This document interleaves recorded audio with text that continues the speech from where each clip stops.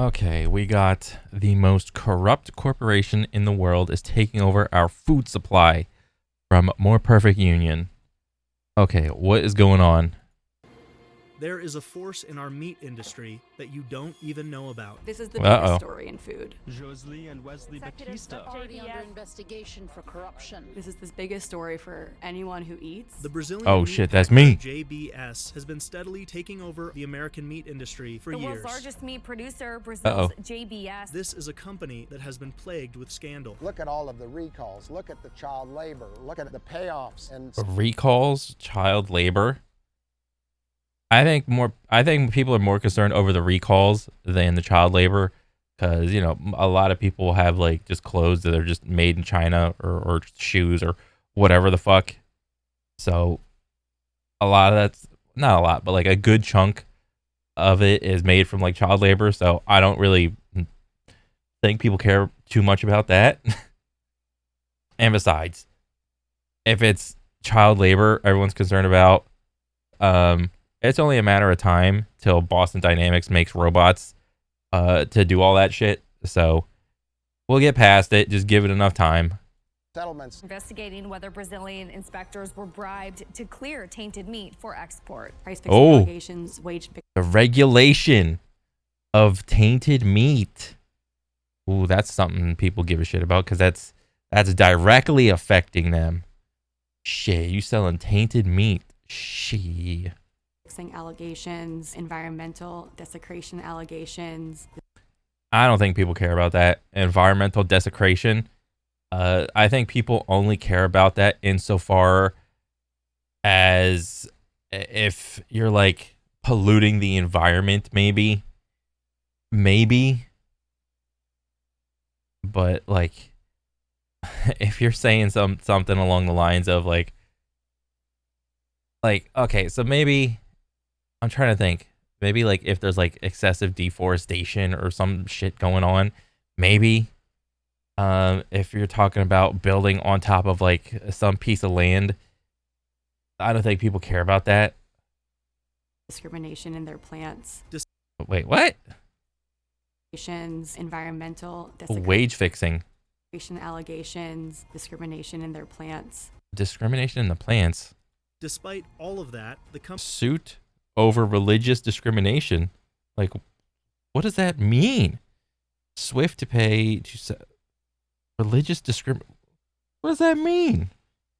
JBS had to pay some people because they didn't want certain religious people like working for them. Agreed to pay $5.5 million to settle a lawsuit brought to the U.S. Equal Employment Opportunity Commission, alleging race, national origin, and religious discrimination at the company's beef processing plant in Greeley, Colorado. Like, what actually happened? just debuted on the New York Stock Exchange. You are turning a criminal actor loose on American investors. This makes zero sense. The government seems to have taken a step back from its regulatory authority. They've chosen cheap meat. Cheap meat wins over pretty much anything else in America. But what is the real cost of cheap corporate meat? Oh, this is crazy. Just like, look at all this. This is like a large chunk of land that they just own. And it has to be away from like the rest of society for like the most part, or at least far enough away. It can't be like too far, so where you can't have like people's commute just be like absolutely like taking forever. And what could it And then plus no one wants to live by this thing because of just the smell that's coming off of that area mean for the food we depend on? Problem is right now we have set this up for a major collapse. Uh-oh. You're standing in front of our Angus Wagyu cross calves. We have a couple thousand head in this feedlot. Well, for an independent rancher, this is a good size operation, but in comparison to the industry, it's extremely small. The biggest feeders now are 100,000 head plus operations. Mike Calicrate is an independent rancher. In over 30 years of ranching, he's seen just how much the industry has changed and gotten worse for small producers like him. Out of this very facility, I used to sell to 20 meat packers at any given time, and that got down to 0. Why is it that U.S. ranchers are going out of business? Uh-oh. It's for lack of market access. Mike now operates Ranch Foods Direct, a vertically integrated meat business focused on local, ethical, and sustainable Well, shit. Well, why don't they have access to the market? meat production. As far as the number of folks in the U.S. that do what we do at Ranch Foods Direct, which are basically pasture to plate, there's hardly any. Pasture to plate. That means Ranch Foods Direct raises the cattle, slaughters them, then processes and packages for direct sale. But that is not typical for most producers.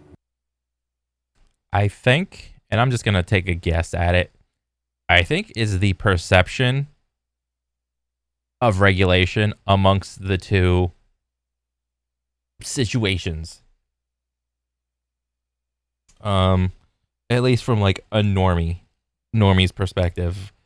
Because like on one side you have like big boy industry or JBS. You know, they probably have like a large chunk of the market under their thumb, or not under their thumb, but like they're just currently doing business with like their people. And I don't know, from what it would seem, I think to like an average person, it's like, oh, it's like kind of like an appeal to authority kind of thing, where it's like, oh, they're the big guy. That must mean they're doing everything right? But what it would seem is that it's not. They're not. But then, like a normal, like an average person would look at like the whole pasture to plate thing, but then they would question that, like that level of regulation, because it's like, well, shit, what are you guys doing to like be so, I don't know, like forthcoming with your like regulation of like the quality of meat or whatever. I mean, you're smaller. So, I don't know. I think it's like a matter of like public perception. The biggest challenge in the production of livestock, if you're going to be selling meat, is that slaughter piece. That slaughter piece, the processing and packaging that happens before meat reaches customers, is where just a few big meat packers are able to set pricing and squeeze the ranchers selling them cattle. Because of consolidation in the industry, ranchers have basically no other option but to accept, a problem Mike has been speaking out on for 30 years. Because we only have 3 packers in the business today basically setting the price, we've decoupled supply and demand. So you don't have a high level of competition out there that will pay you a premium for your cattle. Back then, the Brazilian meat processing giant JBS wasn't even in the U.S. market. But now, JBS is our biggest meat company in the world, and they're essentially a predator in the industry. JBS is a particularly concerning company because there's been a history of over a decade of different bribes, over 1,800 politicians in Brazil. Chloe Sorvino. Okay, so it would seem that it's not the size that matters. It's the behavior and the quality of meat that's, you know, happening amongst that organization. Reports on the food industry and the titans who run it, like the billionaire brothers behind JBS. Joesley and Wesley Batista took over their family's meat packer in their 30s, and they set their sights on going abroad. I mean, shit, let me fucking inherit some sort of like meat packing industry from my parents. What the fuck? This wouldn't be happening if it was me. As big as possible. And so they looked at the US to acquire assets on the cheap, and they ended up using bribes and a kickback fueled corruption scheme to finance loans that helped them get some of the most iconic American meatpacking assets. They've pled guilty to foreign Brazil beef giant eats into US corruption practices and had to pay fines, have even had some jail time in Brazil. Chloe's book, Raw Deal, traces the Batista brothers' quit doing crimes and you won't go to jail. rise and broader consolidation in America's meat industry. To take a step back, America's antitrust regulations with the DOJ are created around this idea that the top 4 players in an industry, if those top 4 players have around 20 to 25% control together, that's a highly consolidated industry. And in the beef industry, you have 80 to 85% with the top 4. Dang. In pork, you have more than 70% control by the top 4, and in chicken, you have over 60% control by the top 4. So that pretty much impacts any American that is buying meat. And JBS's IPO could just make all of that worse. JBS trading means that it's going to have access to U.S. investors and pension funds and all of these funds that are pouring more money in, and they will be able to finance better loans. They will be able to have more capital to do whatever they want with. That means more money to fuel their acquisition spree, further consolidating the market, giving more power to the packing companies and less to the farmers and ranchers whose livestock will eventually end up there. And because it's only 4 organizations that have such a large, foothold in the meat industry, they can unofficially do like some price fixing. Like, it's not actual price fixing, it's just like unofficial price fixing. I mean, shit, don't they got like they had I forgot. It was like I think it was like Perfect Union. I saw like a video of them what was it? The price of meat is just slow, like it just slowly goes up by either like a penny or a couple cents year over year. And it like every company is like trying to undercut or overcut the other one by like, oh, the chicken's got to go up by 3 cents, but then the other company would be like, oh, they went up 3 cents, we only need to go up by 2 cents or whatever. And then it's just like a more or less a race to the bottom. But if you zoom out, it's like the overall trend is like it's still like going up. American food producers, it means that JBS is not going away anytime soon. I think it is important to look at the sheep industry as the canary in the coal mine, and I can tell you what will happen to the beef industry if we don't take action now. Carson Jorgensen is a 6th-generation lamb rancher in Utah. This was it.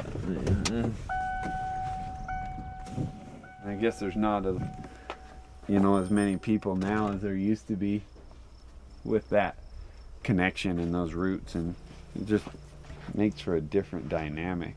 In 2001, Carson's family joined roughly 150 sheep ranching families that banded together to leverage their own power against the big meat packers. Mountain States Rosin Co-op was a family-owned operation. Just prior to COVID, MSR was having some difficulties. In 2020, as restaurants shut down and production lines stalled across the country, Mountain States Rosin filed for bankruptcy. That being said, they had a buyer to come in and buy the plant. That was the plan. There was a Canadian company that was going to come in and buy it and process American lamb and keep it here in the United States. And that was the plan. Well, dang. JBS owns the plant across the street. Okay. And JBS's contract with MSR was for the wastewater management and for the steam that it takes to run the plant.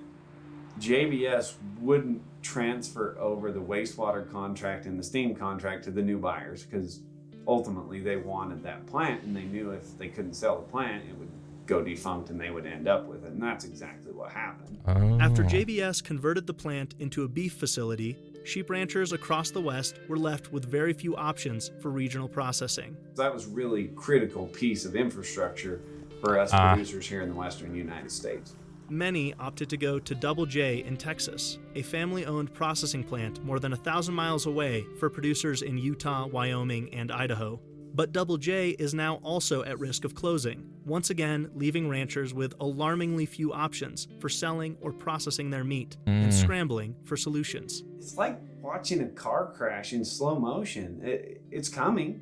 You know the train's about to hit that car. And everybody's yelling and everybody's screaming, but there's just a lot of people sitting there watching it happen, and there's not much anybody's doing about it. JBS going public would be the final nail in the coffin. AJ Richards is an entrepreneur promoting regional meat systems. Now for us, it's more of the mentality Okay, so right now, what? JBS is all private. So if they went public, everyone's gonna buy that shit. It's better to have and not need than to need and not have.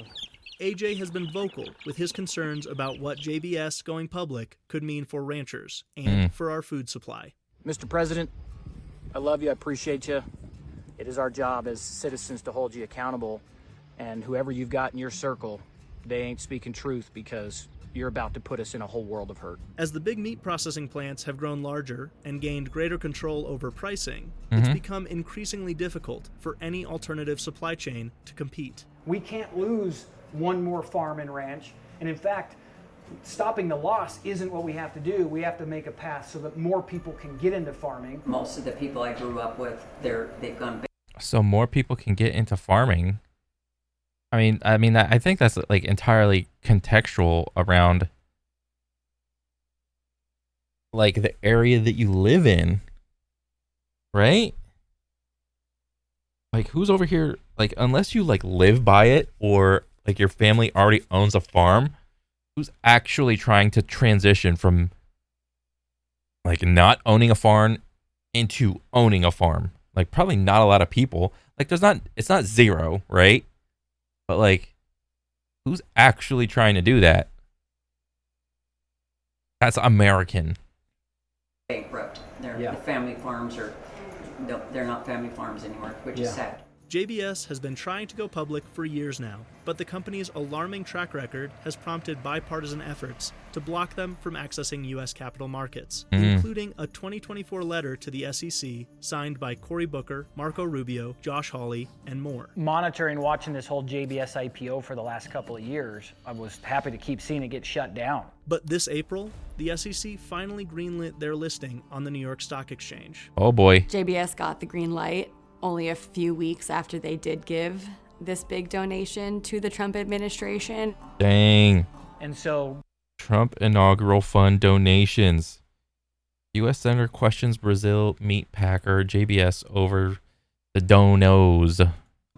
Oh, big surprise. And what? All it took was $5 million donation? All it took was $5 million. Huh. A few months later, now the people that donated $5 million are going public and nobody's standing in their way. Is a donation like that a quid pro quo? I'm not sure I can be the judge of that. Who knows? But what I can say is this is clearly a company and two billionaire top shareholders who have pled guilty and have a clear history of bribery, kickbacks, and corruption schemes. Regardless of how they got there, JBS is now a publicly traded company. Oh, shit. And that could spell danger for our food supply. Meat packers say that they have these massive plants so that they can have cheap meat made as most efficiently as possible. But at the end of the day, they're also creating this kind of underlying vulnerability because it's super fragile. I mean, if one plant goes out, one feedlot goes out, or a few of them go out because of a hurricane or extreme weather or, a pandemic, this is a system that has no life preservers. Dang. So anyway, our carcasses come down and they go into the cut room here. The industry's consolidation and predatory behavior from companies like JBS have made it increasingly difficult to build alternative food supply chains. This is the place that the real investment occurs as far as meat processing. This is a vacuum packaging machine with a labeler, $135,000. The room is just full of this kind of equipment. And this is why not everyone can do what we do here in processing. It's really expensive. I mean, it's quickly becoming, like I said, everything is becoming automated. And I get it. Just make it automated. And so, like, I get it why these farmers now are, like, struggling because they can't keep up. They literally just can't hang production-wise. To get into. Even Mike's Ranch Foods Direct operation is only possible due to the financial success of another of Mike's business ventures. We've got to absolutely control the predators in the market, and only government is big enough to do that, of antitrust and breaking up concentrated power and wealth, which has always been considered the greatest threat to any free society.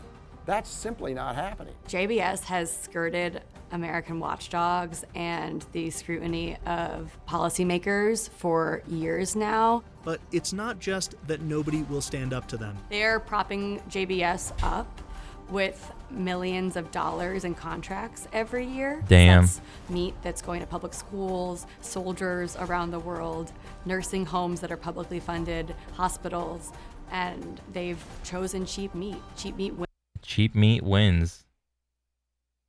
wins over pretty much anything else in America. But meat this cheap comes at a cost. At some point, we have to look at it and say, somebody's trying to break this. And at the end of the day, it's just about money. It's about the bottom line. Yeah. Thank you so much. Is that not what it always is about? The bottom line?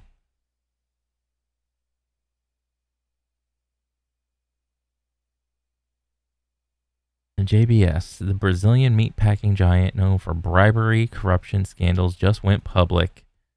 Oh boy. New meme coin out. Gotta buy.